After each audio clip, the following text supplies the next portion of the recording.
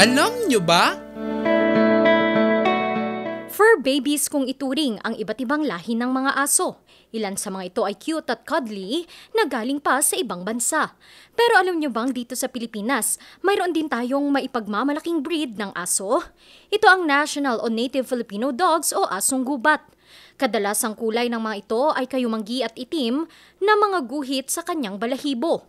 Karaniwang makikita ang mga ito sa probinsya ng Bukidnon at pinaniniwala ang mga sinaunang aso ang mga ito na nabuhay sa bansa.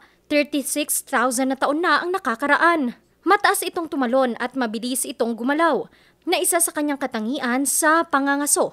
Kaya naman tinagurian itong hunter witch dog o tiger dog. Sa pananaliksik ng mga eksperto, ang mga ito ay hindi nakikipagtalik sa mga hindi nito kalahi, kaya napanatili ng mga ito ang purong bloodline ng kanilang mga ninuno sa paglipas ng libo-libong taon. Nirerespeto rin ito ng mga katutubo dahil sa paniniwalang mayroong kakayahan ng mga asong ito na magdala ng sumpa sa mga nanakit o pumatay sa kanila. Pero sa paglipas ng panahon, isa na rin ito sa mga sikat na breed ng aso sa Pilipinas. Ngayon, alam mo na!